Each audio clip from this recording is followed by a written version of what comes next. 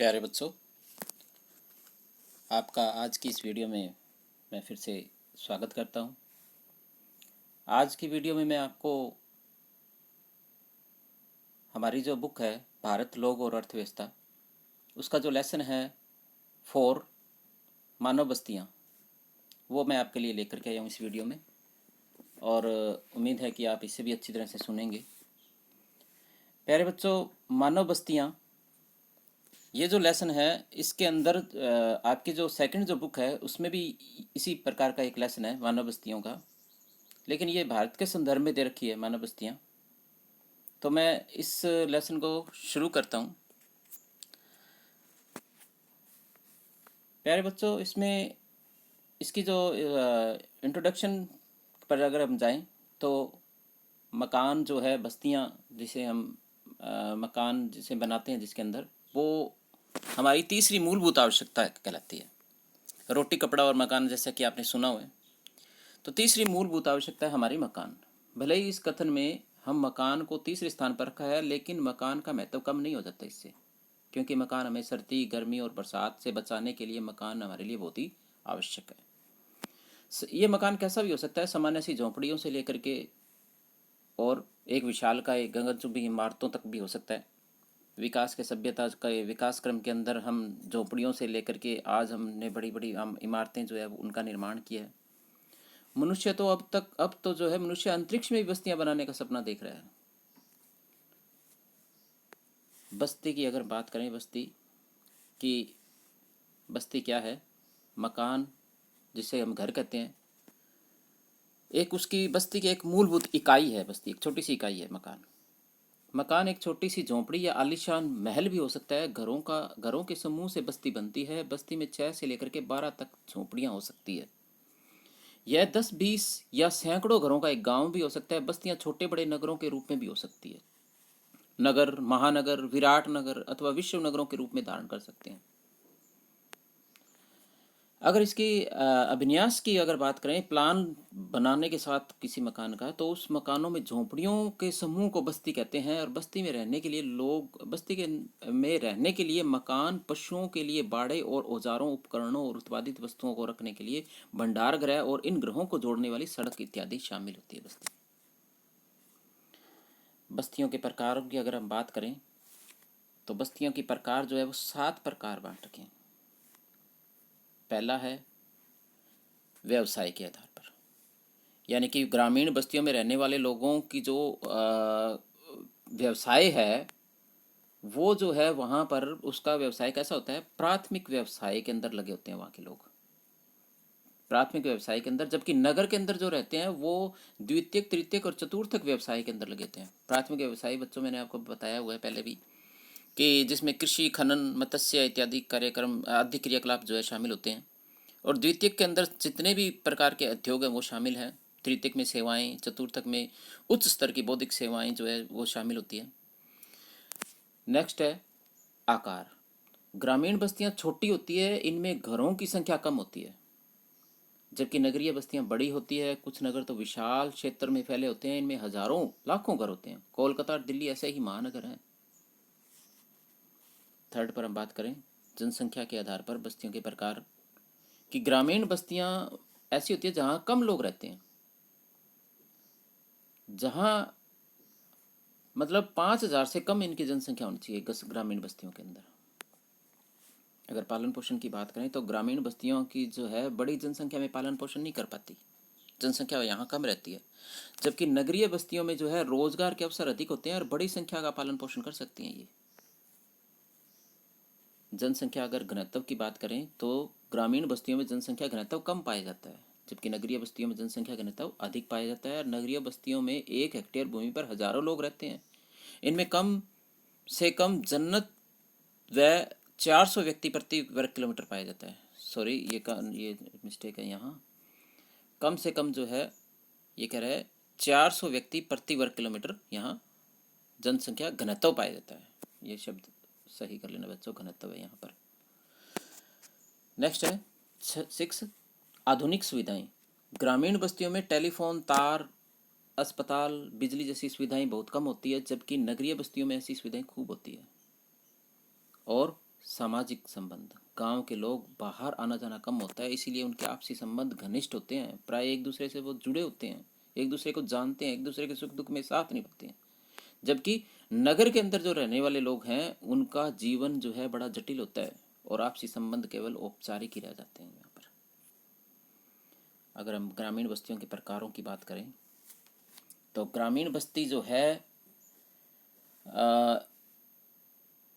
इनके अनेक कारक और दशाएं जो है इनके लिए उत्तरदायी है। ग्रामीण बस्तियों के लिए बस्ती के प्रकार का निर्णय करते समय मकानों की संख्या, मकानों के बीच की पारस्परिक दूरी आदि को ध्यान में रखा जाता है। भौतिक और सांस्कृतिक तत्वों ग्रामीण बस्तियों के प्रकारों को प्रभावित करते हैं। इनके प्रभाव से बस्तियां सघन या प्रकीर्णन हो जाती है। केंद्रोन्मुखी शक्तियों के प्रभाव से बस्तियां सघन तथा अपकेंद्री शक्ति के प्रभाव से बस्ती प्रकीर्ण या छितरी हुई हो जाती है। प्रकीर्ण यानी कि बिखरी हुई या छितरी हुई हो जाती है। ग्रामीण बस्तियों के प्रकार इस प्रकार से हैं।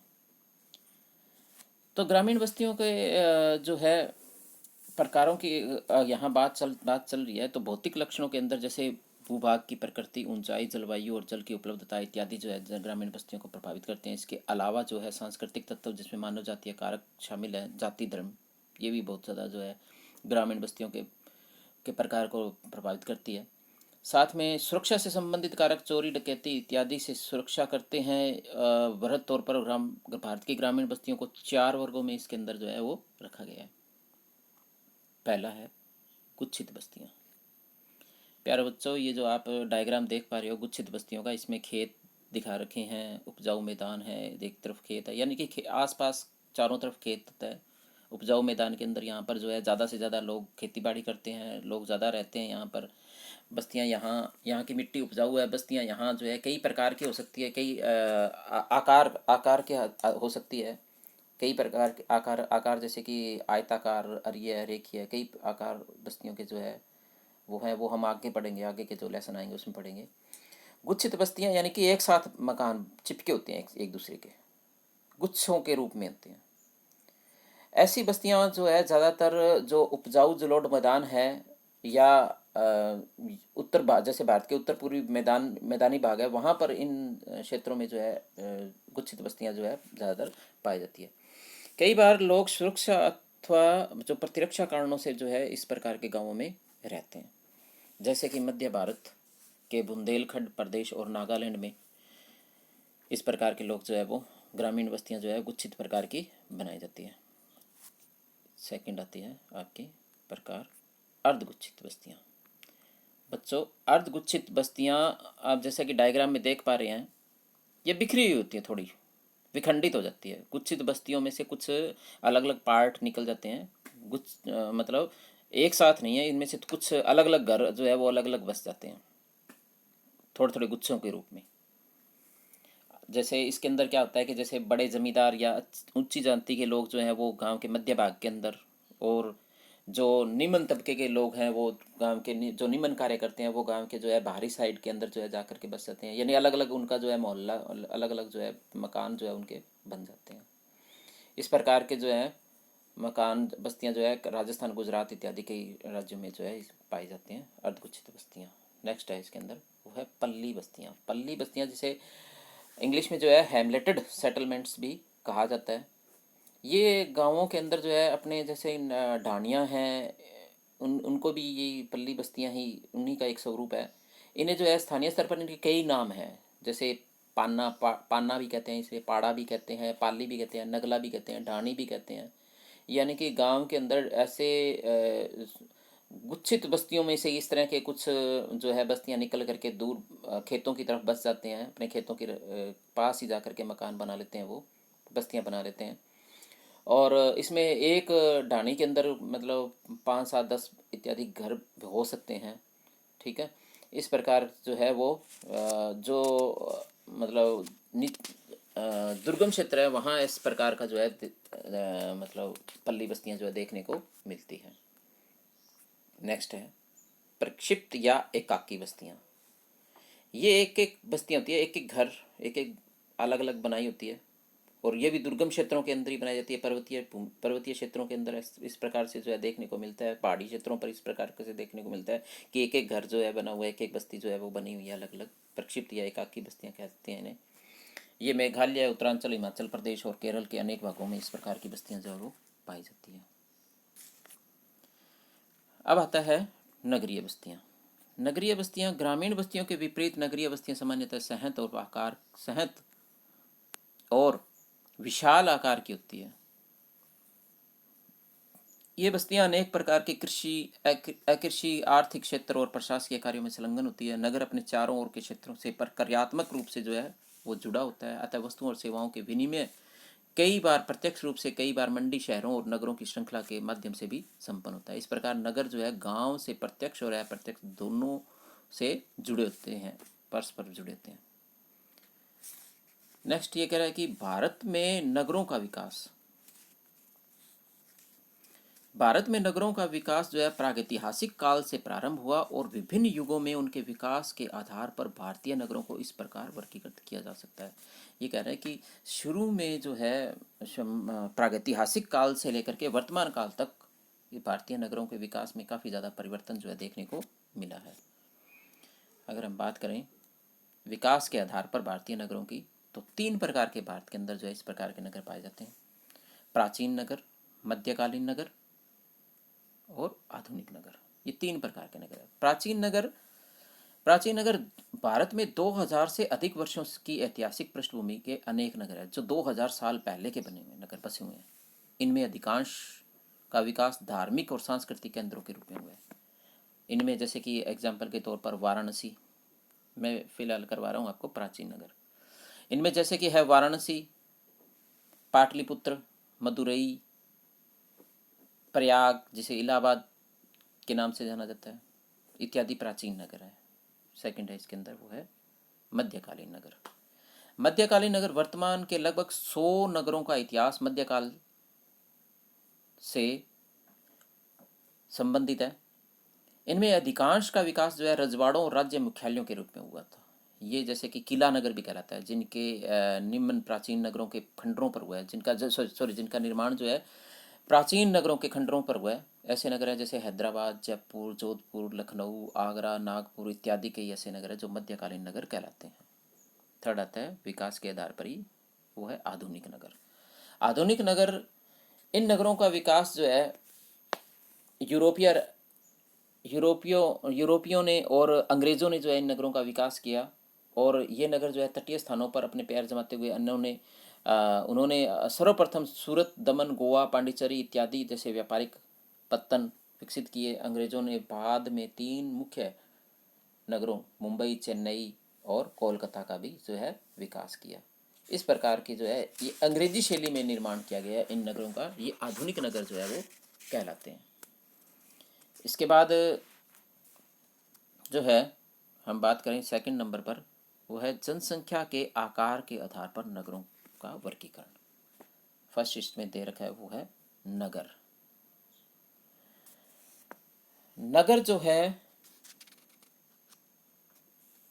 नगर जिसमें जो है जनसंख्या की अगर बात करें तो 1 लाख से अधिक नगरीय जनसंख्या वाले को क्षेत्र को हम नगर कह सकते हैं। और महानगर लगभग 10 लाख से लेकर के 50 लाख की आबादी वाले क्षेत्र को हम महानगर कह सकते हैं। और मेगा नगर या वृहद नगर जैसे के अंदर 50 लाख से अधिक जनसंख्या जो है निवासित हो, उसे हम महानगर या मेगा नगर जो है वो मेगा नगर या फिर वृहद नगर जो है वो कह सकते हैं। नेक्स्ट है इसके अंदर नगरों का प्रक्रियात्मक वर्गीकरण। 9 इसके जो है वर्गीकरण किए गए हैं नगरों का। पहला है जैसे कि प्रशासनिक नगर। प्रशासनिक नगर ऐसे नगर होते हैं जिनका जो एक तरह से राजधानी नगर हो जाएगा, जहाँ पर समस्त प्रशासनिक कार्य जो है वो संचालित होता है। जैसे दिल्ली है, चंडीगढ़ है, भोपाल है, शिलोंग है, गुवाहाटी है, इम्फाल है, श्रीनगर है, यानी कि राजधानी क्षेत्र प्रशासनिक नगर, जिससे संपूर्ण क्षेत्र पर जो है वो प्रशासनिक कार्य जो है वो देखा जाता है। नेक्स्ट है औद्योगिक नगर। नाम से इश्योर हो रहा है जैसे औद्योगिक नगर, यानी जहाँ उद्योग ज़्यादा से ज़्यादा विकसित होते हैं, जैसे मुंबई, सैलम, कोयम्बटूर, मोदी नगर, जमशेदपुर, हुगली, भिलाई इत्यादि जो ऐसे क्षेत्र हैं, ऐसे नगर हैं जो औद्योगिक नगर कहलाते हैं। परिवहन नगर जहाँ पर पत्तन नगर, जिन्हें पत्तन नगर भी कहा जाता है, यहाँ पर जैसे कांडला, कोच्चि, मुंबई, विशाखापट्टनम इत्यादि कई ऐसे हैं जो कि परिवहन नगर कहलाते हैं। नेक्स्ट है वाणिज्यिक नगर। वाणिज्यिक नगर जिनमें व्यापार सबसे महत्वपूर्ण होता है, जिन नगरों में व्यापार सबसे महत्वपूर्ण होता है, कोलकाता, सहारनपुर, सतना काफ़ी व्यापारिक नगर है। दिल्ली भी एक व्यापारिक नगर ही है, वैसे उसको हम राजधानी नगर के अंदर प्रशासनिक नगर के तौर पर हम जानते हैं। खनन नगर, जहाँ खनिज सबसे अधिक जो है, खनिज खनन कार्य जो है सबसे अधिक किया जाता है। जैसे डिगबोई हो गया, रानीगंज है, बोकारो है, ठीक है, अंकलेश्वर है, सिंगरौली है इत्यादि खनन नगर कहलाते हैं। सेकंड 6 नंबर पर है गैरिसन नगर। गैरिसन नगर को हम छावनी नगर भी कहते हैं।